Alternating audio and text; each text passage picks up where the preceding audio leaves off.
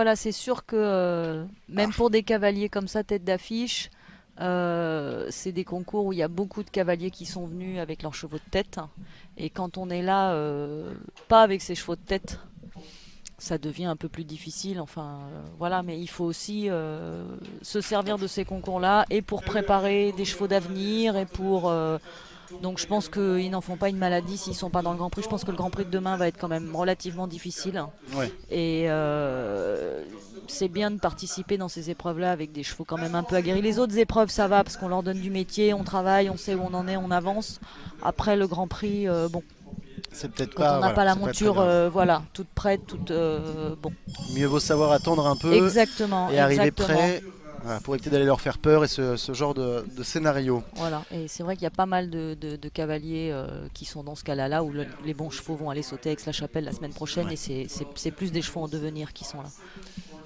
Allez, on retourne maintenant sous les couleurs françaises avec Timothée Anciaume et Carnac. Carnac du Ménil, ce fils de Jarnac, 9 ans cette année. Un cheval dont on a longtemps dit qu'il était prometteur et finalement on s'aperçoit qu'on a eu bien raison. Ouais, c'est un bon cheval.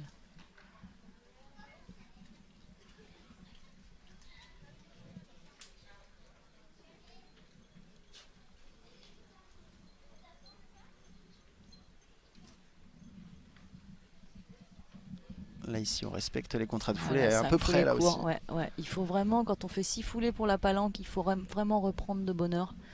Parce que les chevaux coulent dans cet auxerre. Il est très styliste, hein, ce cheval. Ouais, le cavalier aussi. Ouais. Bien qu'il soit très efficace aussi, mais à eux deux, c'est assez la classe. Allez, Timothée qui va maintenant aller sauter le dernier Auxerre. Et on doit rester à 4 points. Là aussi le temps n'était pas mauvais, hein, 72 secondes.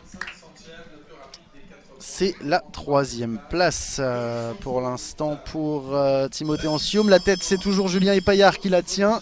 Et de loin, hein, 65 secondes 38 sans faute. Deuxième place pour l'instant pour le cavalier finlandais Henri Kovacs. Ce sont les deux seuls sans faute de cette épreuve. Timothée Anciaume, lui, était déjà qualifié pour le Grand Prix. Donc là encore, une faute qui n'a pas trop de conséquences pour la suite de son week-end. Oh non, puis je pense qu'il va y avoir des 4 points aujourd'hui qui vont être de toute façon qualifiés demain.